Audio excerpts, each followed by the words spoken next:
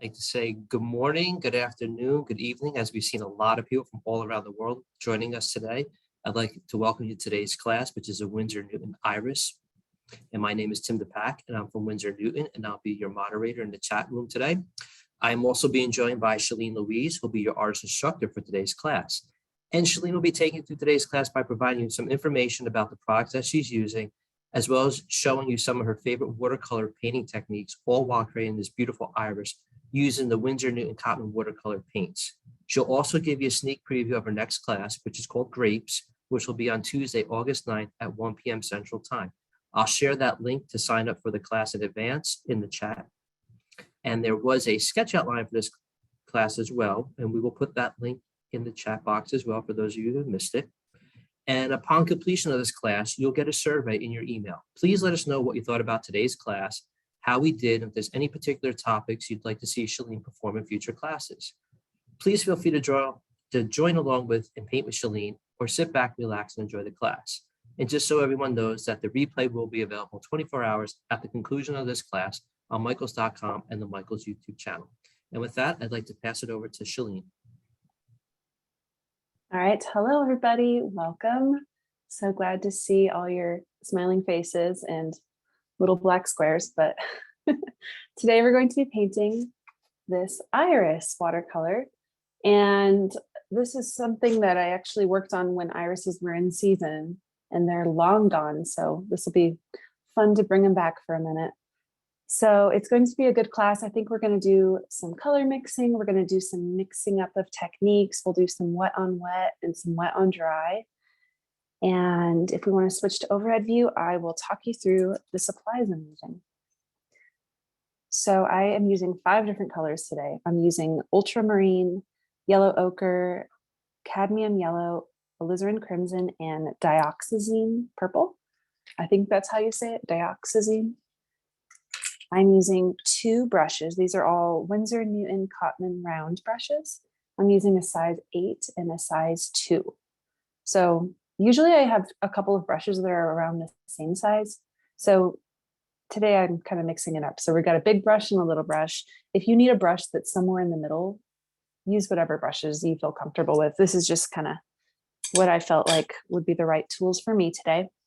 I have 9x12 cold pressed watercolor paper, and I have a pencil, paper towel, water, all those extra little things you need. And we're going to get started by sketching this iris together, and then we're going to paint it. So if you've sketched it ahead of time, that's awesome. I was worried this might be a little bit of a difficult sketch, but we'll see how it goes. If you've already sketched ahead of time, I highly recommend just grab yourself a piece of paper and sketch along with me, because it's going to take us 10 minutes anyways, and it's great practice. So what I'm going to do is just kind of draw a marker that's about 2/3 up. Okay. And that's going to be right where this iris kind of splits in two.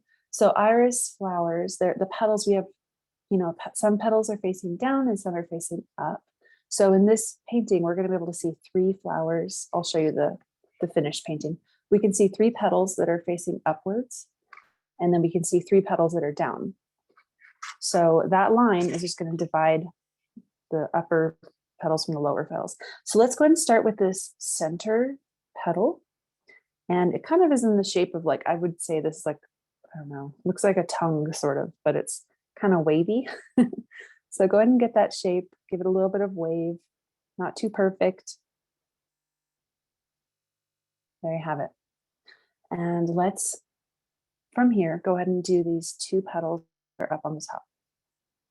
So I'm going to start over here with this right one. So notice the shape of this petal, how it's kind of this giant S shape. See that? It's always really helpful whenever you're trying to break down a sketch into the most simple shapes. Just look for those most basic shapes you can find. So I see a big S shape, kind of wavy, everything's kind of loose. And then we have this line that follows this outer line just in here.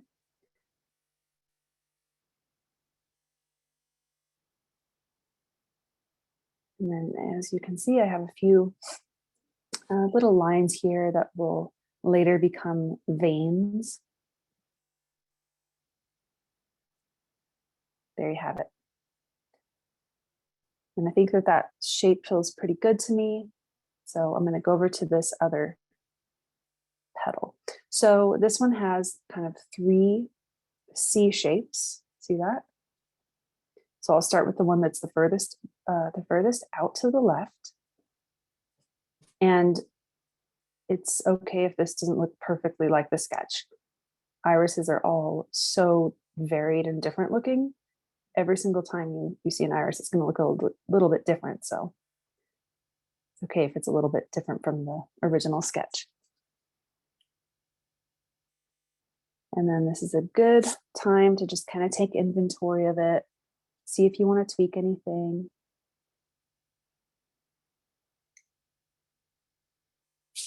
My thought here is that I always just want to try and make sure that the petals always feel like they're good proportionately, like they're proportionate to each other. So that feels a little too big. So I want these two to be about the same size, the same like height as this one. And I think that that's probably feeling pretty good. It's great to have this sketch done ahead of time because there's no time to overthink it when we're live. We just got to go. All right, so I'm going to work on this petal over here on the left side. We have one long kind of line that reaches out and then it kind of curls back towards this center petal. And then I have this line just underneath it that has a nice wave to it.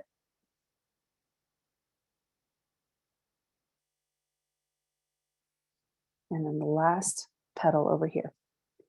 So I'm going to start about halfway up this little S curve, the bottom curve. We've got a nice wavy line.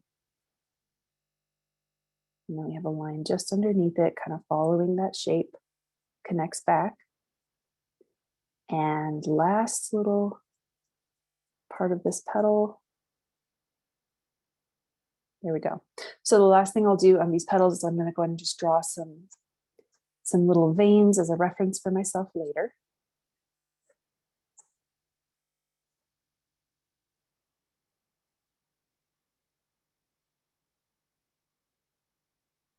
Very nice. All right, so now the last part is we're going to draw the leaves and the stem.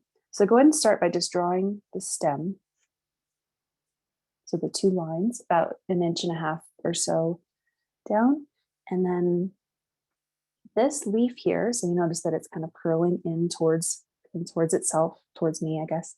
So you kind of look like, if you look at in shapes, like I was talking about earlier, I kind of see like a banana, and then I see like a little triangle here. So let's kind of try and see if that could be helpful. So start with the kind of banana shape.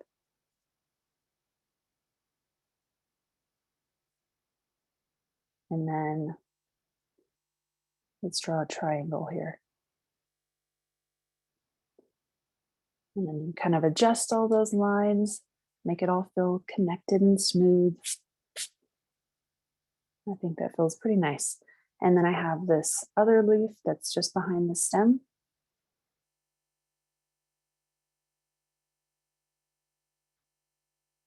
And then I did forget, I did forget up here to do this back petal.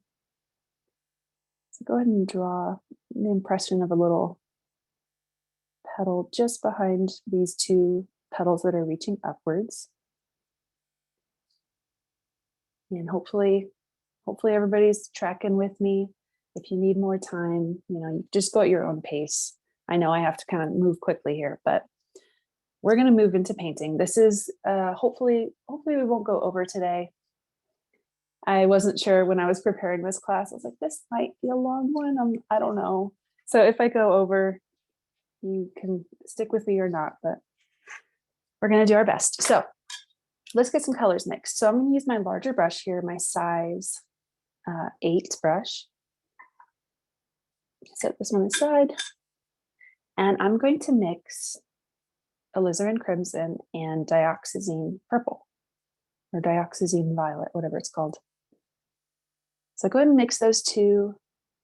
I'm going to make mine just a little bit heavier on the purple side because we're going to be working on those lower petals.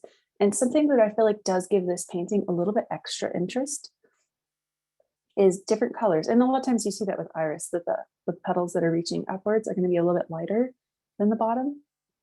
And that definitely adds a lot of interest. So do a nice watery mixture of purple Dioxazine violet and Alizarin Crimson. In this palette, I just found this at a little antique store the other day. It was just kind of a vintage white tray, and I was just like, hey, that looks like a palette. Works great. So clean off your brush, and I want you to just get a clean brush, and we're going to just wet the lower petals. And try and do clean water. Mine was supposed to be clean, but it looks a little purple, but it's okay.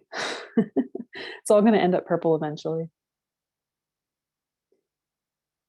So try and use clean water and just cover all of these petals.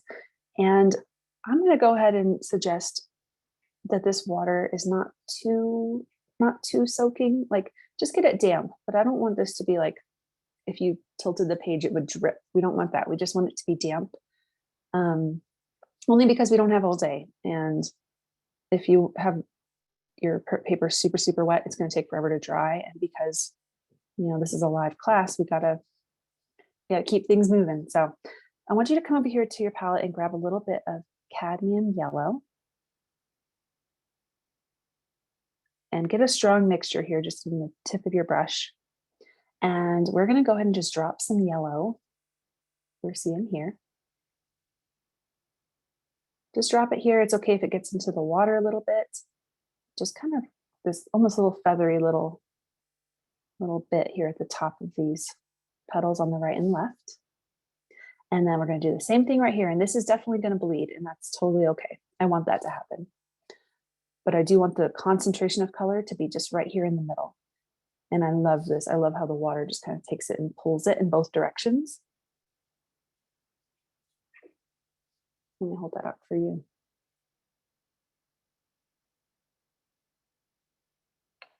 All right, so now clean off your brush. And I'm using my size 8 brush still here. If you want to switch to a smaller one, you absolutely can. My brush has a really nice point to it, as you can see. And that nice point makes this a lot easier. If your brush is starting to look kind of fanned, like it's like the end of a broom, that's not good. You want to retire that brush or use it just for, I don't know, scrubbing grout. Okay, so what I'm going to do here is I'm going to start dropping this color in these petals, and that water is going to start taking it and pulling it for me, just pulling it along the petals. And I'm kind of starting at the bottom and just working my way up.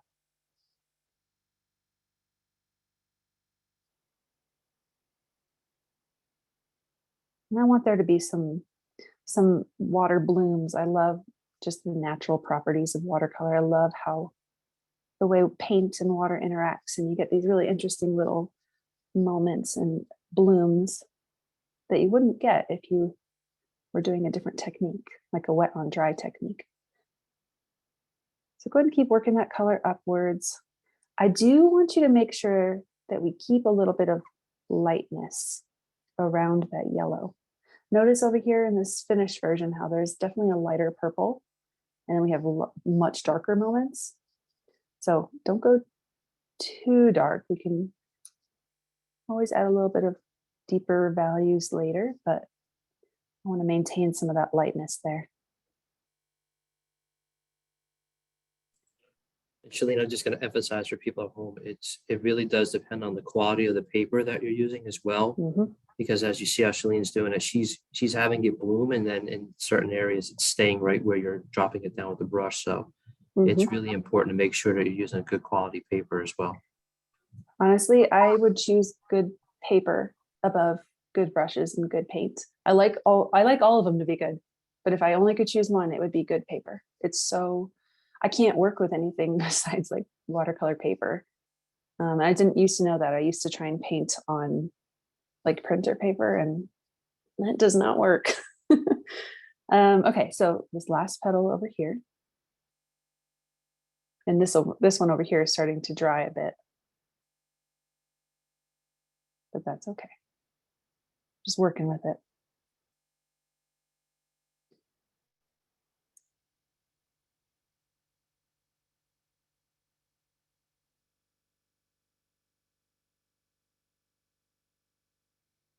Okay. So that feels pretty good. This is definitely feeling a little more pink than this one is. So I think I'm going to add just a little bit of extra purple. If you don't need to do this for yours, you don't need to do this then. But I'm going to add a little bit of extra dioxazine just here on these edges, just dropping it in and letting that water do its job.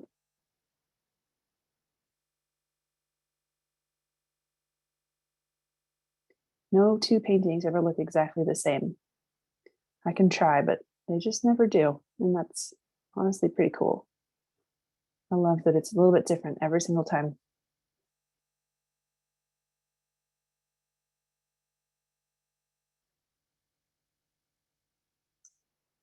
All right, I'm gonna call it there.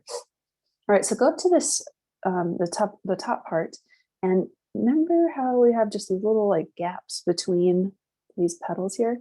I want you to go ahead and just drop that dark purplish pink color in between these petals there.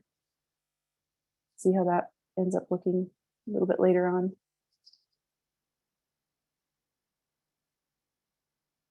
Okay. So I'm going to clean off my brush here.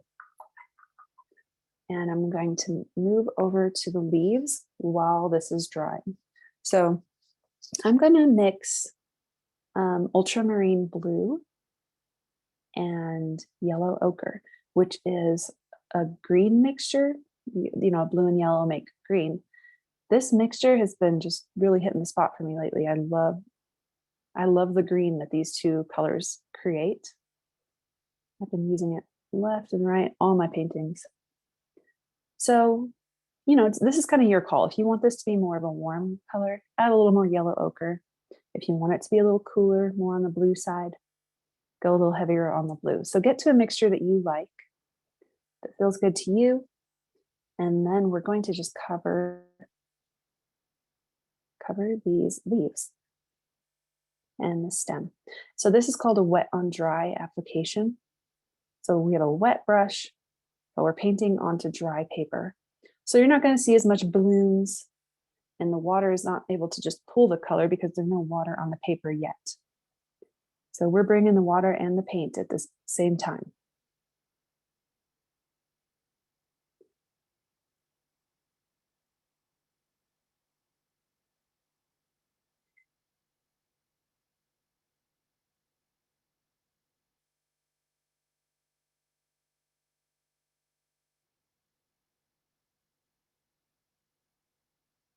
Okay, and just for fun here, oh, also, if you're, well, your petal should still be pretty wet, so try not to touch these two together unless you want that to bleed together, which is fine. It's a cool look too.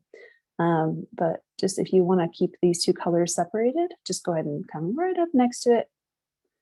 And, but yeah, if not, they'll just kind of bleed one into the other, which again, is kind of a cool look. So I'm going to do something a little fun here. I'm going to grab just a little bit of extra blue, and I'm going to drop that blue just underneath here. And now I'm going to grab a little bit of yellow ochre, and I'm going to drop just a little bit of yellow ochre in there. So I want there to be just like a mixture of cool and warm colors. I want there to be moments that feel a little more yellow and moments that feel a little bit more blue. I don't want it to all just feel like flat color. Does that make sense? I like for there to be some variation.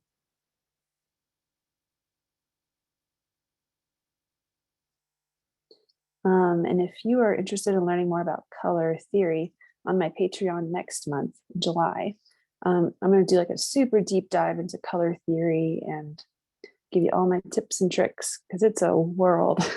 Color theory is such a world.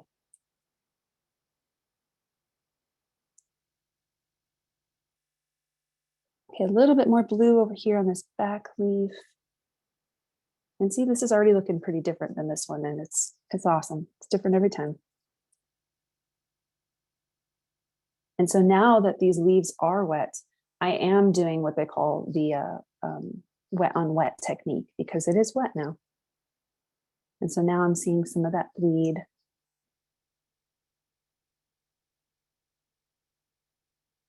I'm going to go ahead and draw some lines.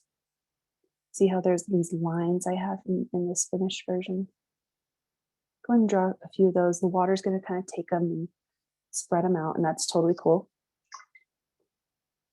Something I've been doing a lot lately is I've been using my paper towel to blot, which sounds like the most obvious thing, but I never really do. And so I've been using that tool a lot lately, and it's great.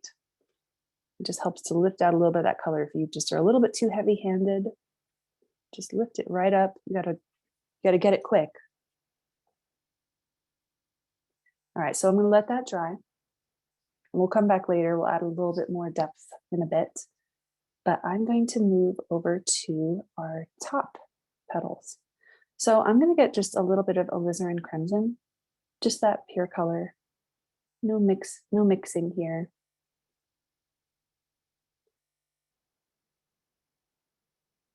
If you want to, you can make it more of a peachy color and add a little bit of yellow to it, but you could also just keep it simple, just use pure Alizarin Crimson. And let's go ahead and drop this color here in the top.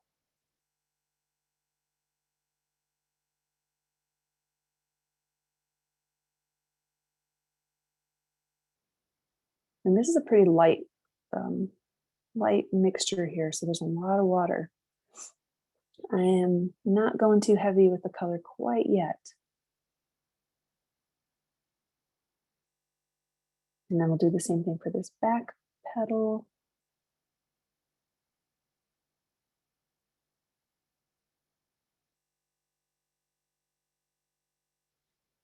And one other thing I don't mention often enough, but when I'm painting a looser style, which this is detailed, but also there is moments of looseness in here. Especially when I'm doing these underlayers, like the first layer of color, I like to hold my brush about halfway up, even sometimes a little higher. And I think that helps me to have a bit more of a relaxed hand. When I hold the brush like this, I'm being very controlling. I'm trying to really control everything. And when you hold it back like this, it just helps I think it just helps you to have a little bit more of a relaxed application. And I think it just, it helps me to just relax my arm a little bit, I think. So it might feel kind of unnatural if you're not used to that, but I highly recommend practicing doing that.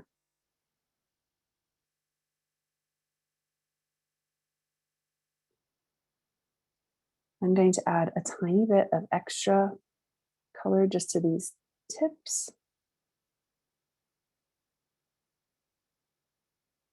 Maybe not everywhere, just in a few spots.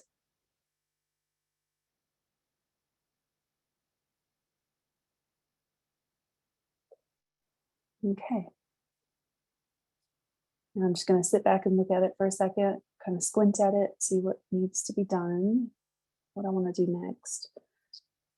So I think as that is drying there, I'm going to go ahead and add a little bit of extra depth to these lower petals. So let's go ahead and drop. And this is definitely starting to dry, but it's not fully dry here. So I'm going to add a little bit of extra depth, a little more purple. And I'm going to just start adding a little bit of this purple mixture underneath to the bottom side of this petal. I'm not covering it though. I'm kind of just doing these like streaks. I don't want this to be totally dark purple. I want there to be a mixture. You always want to make sure there's a mixture of color values. That contrast really adds a lot to your finished painting. You want there to be dark tones, light tones, cool tones, warm tones. It's all about the contrast.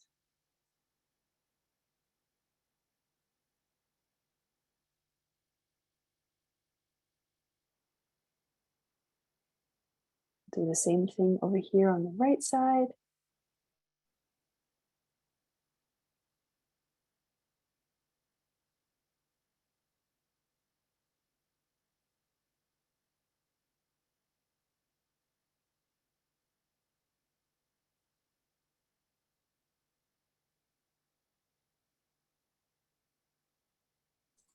Shealeen, would you say that you're just painting with the tip of the brush?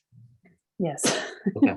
And actually, if you do want to switch to a smaller brush here, by all means do that, because if your brush doesn't have this super fine point like mine does, you might be really frustrated and you might be dropping way more color than you need to, and thus have like a lot less control. So if you want to switch to a smaller brush, if you're feeling like this is frustrating you at all, sometimes that might just be the ticket, is to just downsize. But again, I do have a really, really crisp, tiny little point here, so I'm able to do some of that detail work. But just got to get used to whatever the feel of your brush is. I was just gonna say, and you mentioned before about the brushes, how you take care of them, just to let everybody know, like when you're cleaning them, make sure that you're not like in a cup and pushing them down and kind of getting it out clean. You don't want to do that because that'll actually push the points up, and then the spring will not come back to the brush tip on there. So they do have some special types of jars and stuff that you can clean it to kind of wipe. So don't leave it like this. Exactly. Don't leave it there. Yeah. For what you're doing there, yeah, but I guess some people always, the school of thought, they always thought like, oh, just leave it in the container and let it soak in. That's bad. Gravity's pushing down on it and causing the bristles to flare up down the road. And brushes are not cheap either. So. No. Yeah, when I first started painting, I thought that that's how you did it. I thought that you were supposed to just leave it in water, and it looked very like romantic to me in a way. Like, oh yeah, painters leave their, like they have the jar full of water with all the brushes, and then I learned like, don't do that. You destroy them. All right, so I'm just lifting a little bit of color out from this one here because I think that color spread a little bit more than I wanted it to, and I want to keep this furthest edge a little bit lighter than the underside. So I'm just lifting that up a little bit. I'm telling you, paper towel. Great tip. And I'll lift a little bit of color here from the center. Just make sure that this stays a little bit of that lighter purple shade. Over here feels pretty good. So we'll let that dry. And now let's do the same thing to these top petals. So come back to your Alizarin Crimson mixture. Also, how am I doing on time? We're good. Okay, awesome. It's always the best feeling when I feel like I can really complete a class.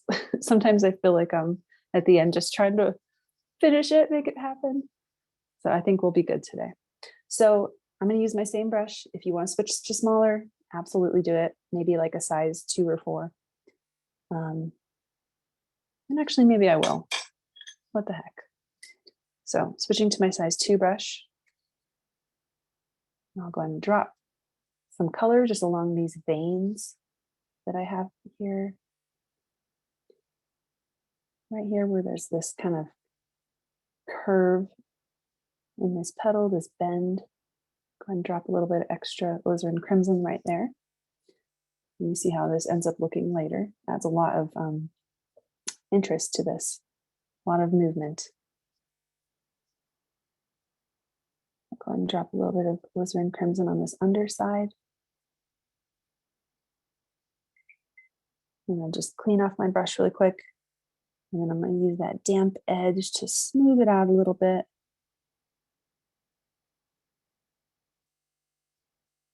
That's feeling nice, really nice. Go ahead and drop a couple extra little moments of Alizarin Crimson and just let the water take it. Okay, I'm going to come over here to this left petal. And then carefully, using my smaller brush here, the size 2, dropping a little bit of color in here. And we're going to be getting darker and darker and darker in here where these, to kind of help to create the impression of that fold. So drop a little bit extra color right in between those, right on the left side of this line here, I should say.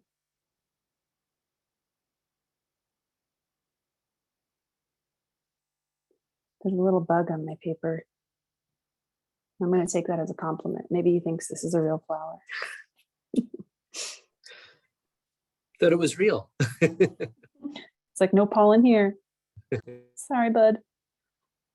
Okay, so this is feeling good. I'm going to add a little bit more dark pink to this back petal. Actually, I'm going to add a little bit of purple to that one too.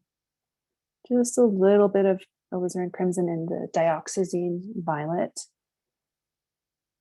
Add a little bit of water to your brush and you can help move that color around a little bit more, smooth it out.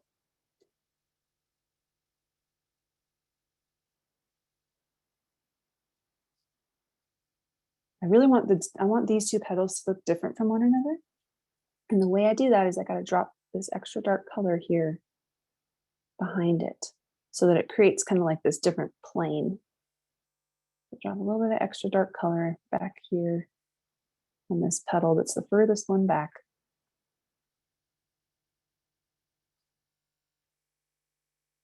A lot of this kind of detail work, you kind of got to work with your paper and see, how dry it is. Because if it's all sopping wet, this is difficult to do. You can always grab like a hair dryer, or you can just wait and let things dry. It's kind of this dance. You're just always kind of like, okay, is this too wet? Is this too dry? And you're kind of always just trying to work with the paper and work with the part of the painting that it's appropriate to paint, I guess. All right, so I'm going to come back down to these leaves, and they're really dry, actually. Mine is. So I'm going to go ahead and take this original mixture. So it's ultramarine blue and yellow ochre. So just go ahead and get that 50-50 mixture or so. And let's go ahead and just drop a little bit extra deep values in here. So I want to just help make this stem pop out a little bit. So I'm going to add a little bit of this dark mixture just on this side of each side of this stem. And I'm just using my little brush here, my size 2 brush. Let's go ahead and accentuate those veins that we were drawing earlier, that we were painting earlier. I'm going to drop a little bit of extra dark color here just underneath the petals. So now it looks like it's got a little shadow, doesn't it? We'll do the same thing over here on the right side. This is really going to help make this look like it's just being cast into shadow just a little bit. And actually, I think at this point, I want to pull this one out just because I don't want that to be what we're focusing on, because we've got a new painting here and I don't want to be just trying to perfectly replicate it. So I'm just moving that one out of the frame for now. For good, actually. And we're just going to look at this one because what we're doing. Okay, so this feels pretty good to me. I'm going to just use a clean edge and I'm just going to smooth out a few of those kind of hard paint lines. I don't dig the hard paint lines very much. I like to keep things nice and smooth, personally.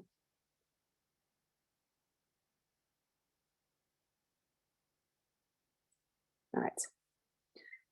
So let's come back up to our petals, which still need a little bit of work. So we're kind of getting into the phase of this painting where we're really going to start bringing in some detail. And how is this? This feels pretty good for me. If yours needs a little more drying, this is the part where you probably want you to make sure that it is dry before you do this. So maybe grab a blow dryer and that would be helpful. So I'm going to just get this really dark mixture here. This is Alizarin Crimson and Dioxazine Violet.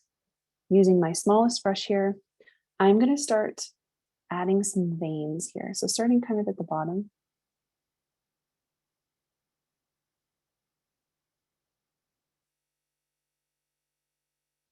And I'm always kind of just going towards this center yellow bit. Okay.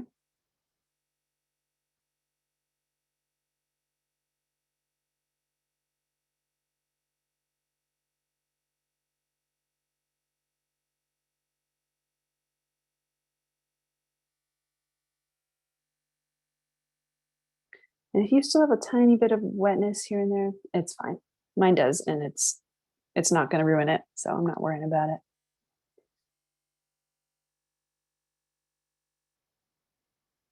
And then as we get really close to the center here, I want you to just draw these very, very, very thin lines here.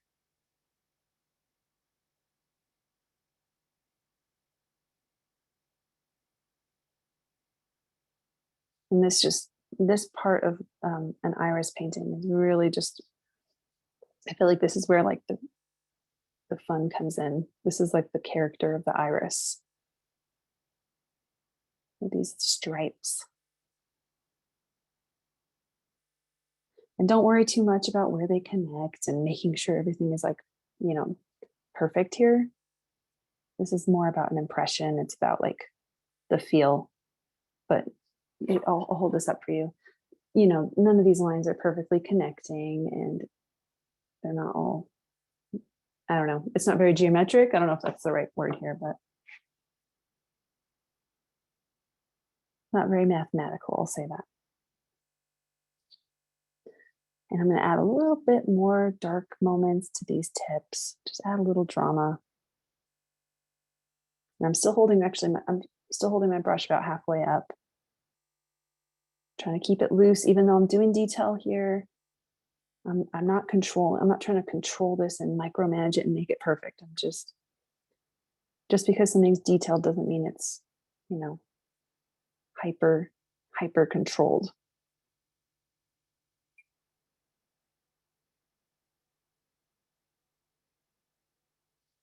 Okay, give that center a break here, let that dry. I'm going to work on this one over here on the left. So I'm going to add a little bit of extra dark color just underneath that petal, and then go ahead and start dropping some really dark lines, some veins underneath here.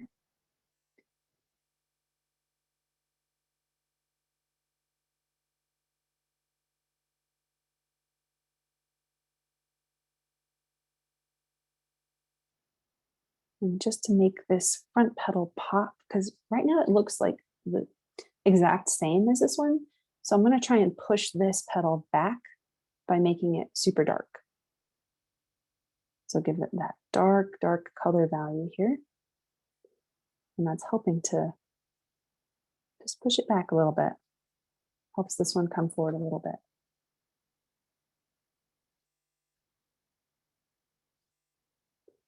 That's feeling good. And then let's go ahead and paint some veins on the top side of this of this petal here. So use your thin brush, and let's go ahead and just draw these little tiger stripes here. They're kind of like little Ys. I just draw one, and then another one connects to that one. Let me hold that up for you.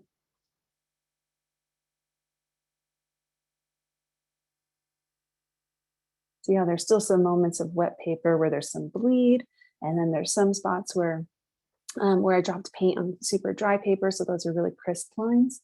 And I actually really like that contrast because it helps to make it feel like it's maybe a little bit more of a loose painting, but it's still detailed, which is just my favorite type of painting, where there's that mixture, that balance of detailed and loose. So let's come over here to this petal on the right. Let's drop some dark color back here too. Create some veins. Some veins on the top side.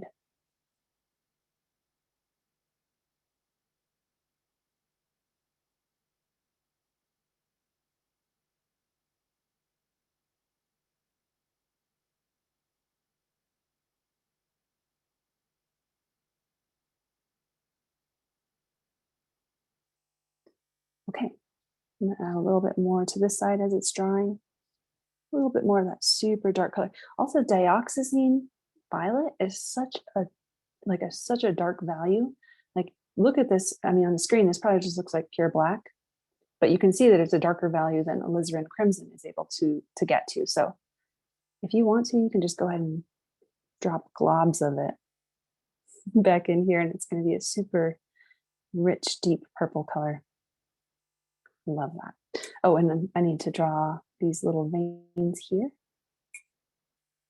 Just let this yellow right on the side of this yellow little stamen bit.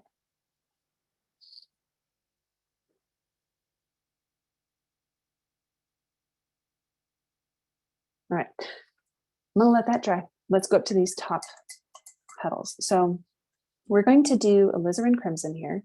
So just go back to your Alizarin Crimson mixture. This is no purple here.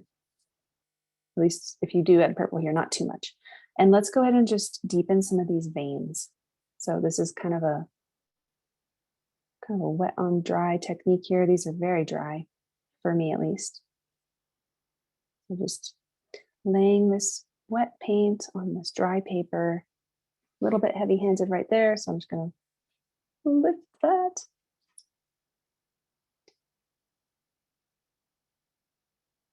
Drop a little bit extra underneath here so that we have that impression that this is a little bit more in shadow.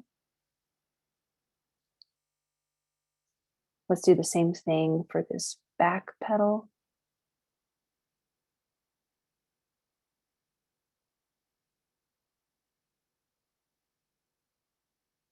And this one petal, this is the one where I did add a little bit of purple to it.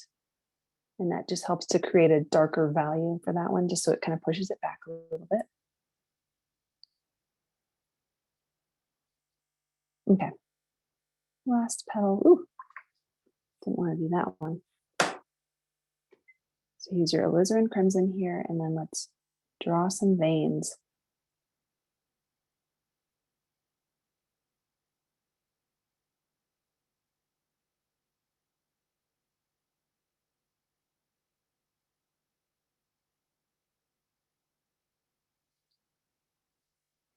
And we can draw a few more veins on this underside.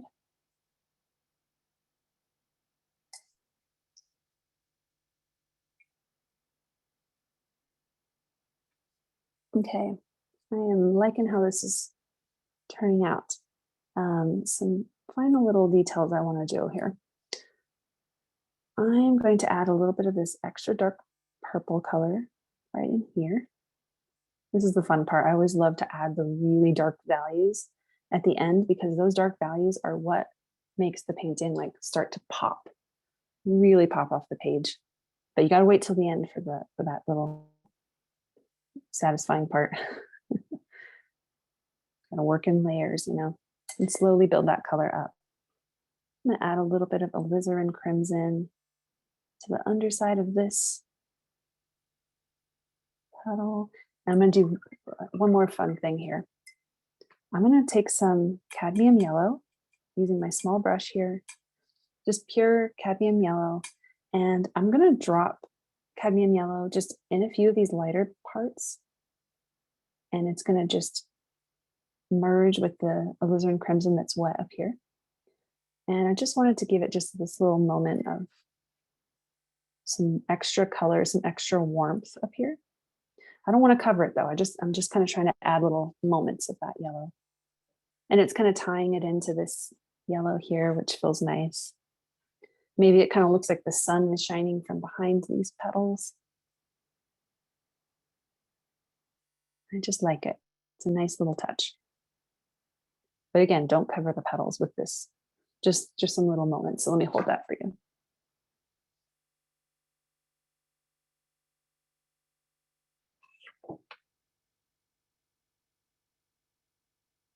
As it's drying, this is always the moment you just find those last little details, squint at your painting, see what you want to add.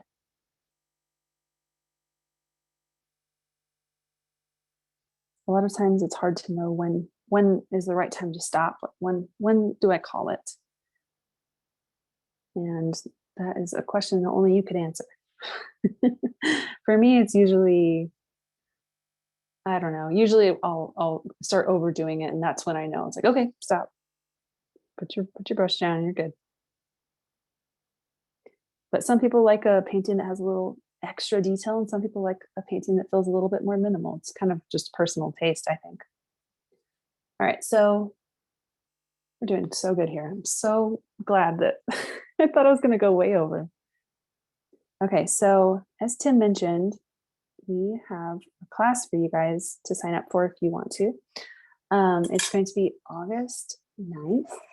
I'm just going to let this dry for a minute and I'll go ahead and show you what this painting is going to be of. We're going to be doing this grape painting, and it's going to be a good one. It'll be definitely a little bit more of a detailed painting.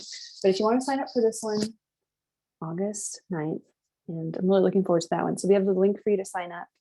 And if you would like to, I would actually love to see your finished paintings. I'm going to go to the gallery grid view. How do I do it again? Every single time I'm like, how do I do this again? View. Okay, so I'm going to gallery view so I can see your paintings. And if you wouldn't mind holding them up for me. Oh man, these look awesome. I can tell some of you guys sketched with me because they're not exactly like the sketch. So beautiful. Keep holding them. I have several pages here. Wow, I'm seeing some really beautiful colors too. Well, I am very impressed. Great job, everyone. Yes, I love this. This is amazing.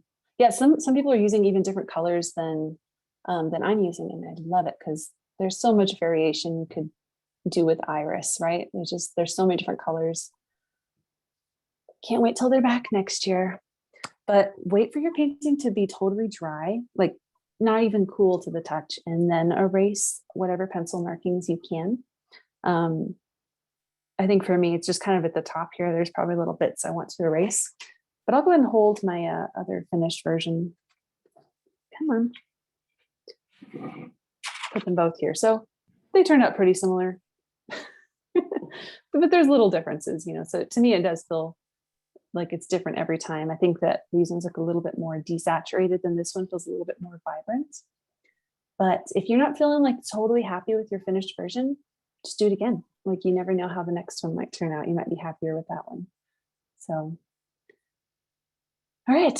So I think that's a good place to call it for today. I hope you guys enjoyed. This class was so much fun to me, and I'm always really honored to get to teach you guys how to paint with watercolors. So thanks for being here. Thank you, everyone.